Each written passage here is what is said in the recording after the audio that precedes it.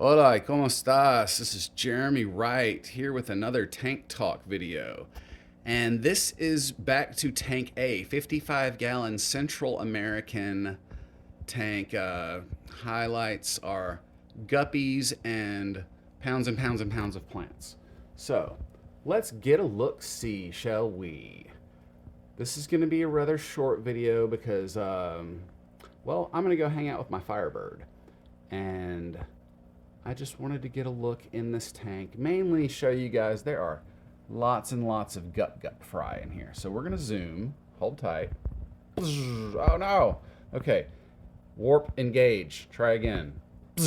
Okay, so lots of guppy fry in here, lots and lots. I am about 6 or 7 months into rebuild. No, I'm not even that. I'm about 5 months into rebuilding this guppy colony. And if you've seen my other videos, see the orange dude in the middle? Yeah, that's what we're working toward. It's going to take me a couple of years to get a tank of those guys.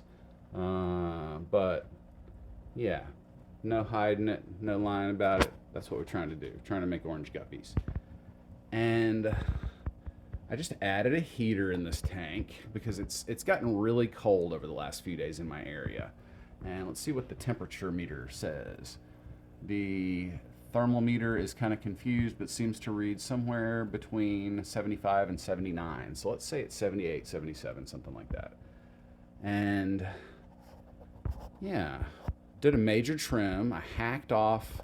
See this pothos plant? It was further this way, but it also basically took the length of the aquarium. So there was like a 2-foot section that I cut off of this and put it in a different tank. And the very next day, my grandmother gave me a couple of pothos plants. So I was trying to figure out places to put them. Still, I don't quite have a place for this. Oh, there's my plug for my buddies at Shade Tree Aquatics. If you have a local fish store or an aquatics business and you get a sticker to me, I will fly it for you. I will fly your flag. Whatever your bandera is, I will be happy to show it to the world. I do have quite a few buddies who have aquatics businesses, and I have one black cord hanging in the way. So, sorry. I'm on like month 3 or 4 of saying that I'm going to move this over to another. Actually, you know what? Let's just go look at it. Okay, excuse my mess. I'm doing fall cleaning. So, a bunch of plants recently came inside, and that tank was one of the first I ever used. That was one of my grandmother's tanks, and I'm going to restore it, even though it's, not the beautiful thing that I'm after. Let's look at. Uh-oh. Okay, now we're seeing all of my mess. Didn't mean to do that. So, back into this, but yeah, I'm doing fall cleaning. So, plants came inside, gravel from an outdoor tank. There's just stuff going on over here, and it's not in a home yet. So, these down here are some of the plants that came from my grandmother's house. Not the bucket, but some of the other stuff. My poor little basil plant. I think it's Genovese basil. These guys, Chinese evergreen. Believe it or not, those grow great in aquariums or vases of water. But for the most part, this is not what I was trying to show you. I was trying to show you that tank as opposed to my boxes and boxes of mess stuff. But I'm doing fall cleaning. My kids are coming into town this weekend. I've got my work cut out for me.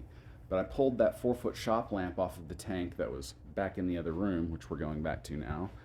And there were 3 up here.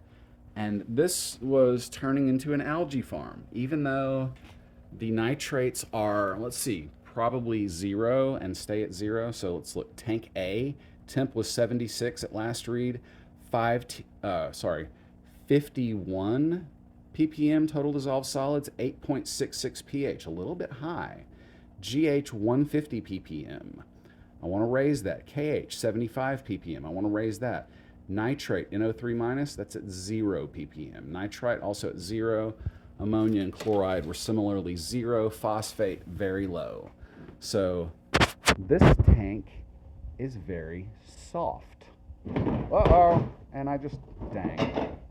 I'm just making a mess today. Whatever. I tried to kick my feet up on that, some of my tubs. Sterilite tubs. Actually, I use these things for aquatic swaps and even grow bins. They are fantastic, but they don't hold your feet up very well when they're not stacked properly. So let's just get back to aquatics. Thanks for sticking with me while I clown and goof up and show you my messes.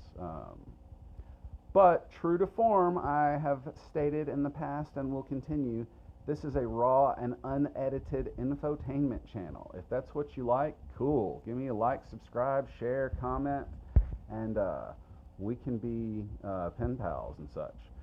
But otherwise, I'm growing some plants and some guppies over here. There is an ancestress catfish in here as well.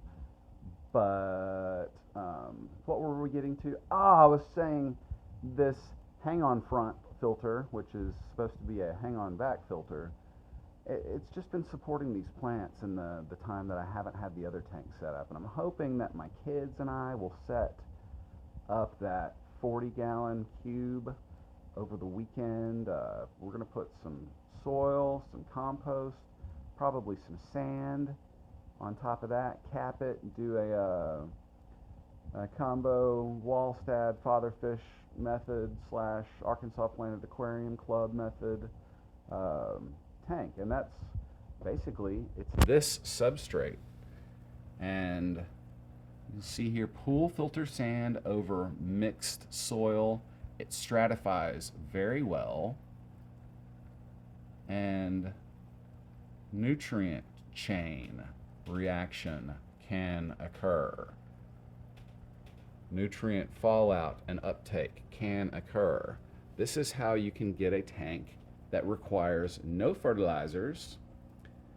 It is running basically, I'm going to zoom out, hold with me. This is essentially an aquaponics functional experiment, which is, this is what I've been doing for a number of years, is running my tanks as if they were aquaponic systems, because they are. The fertilizer that goes in, 99% plus, is just fish food. Now, every once in a while, I will take like a little bit of ash from like burn piles, campfires that only had like wood, and I'll save a little bit and add it in there, and that's potassium. It's got some other stuff in it too, but potassium is really what I'm getting at. Potassium, potash, literally the word in English language for potassium came from, and I think German as well, came from potash, cooking ash, the waste. They noticed that that stuff grew plants pretty well if where they were growing was deficient in potassium. Years later, we kind of have a better understanding of why that is. So I do add a few things that aren't fish food, but they're organic. My efforts largely stem from my love of organic gardening and this type stuff. We're at the 8.5-minute mark. I think my dad's about to knock on my door, so I'm going to give this video a cutsy. Thank you for watching. Thanks for joining. I really appreciate you guys. I am trying to grow the channel. I'm right on the edge of monetization. I have enough subscribers. I would like some watch hours, so if you wouldn't mind, check some of my other videos out. Let them play. It would really help me out. I'm normally not the kind of person to plug myself, but I like doing this. I would like to be doing this full time again. And it's been about 9 months, 10 months since I've been doing this full time. And many of you who have followed along know I had some disasters at home. We had a 150-gallon tank. I say we, I'm the only person who lives here now.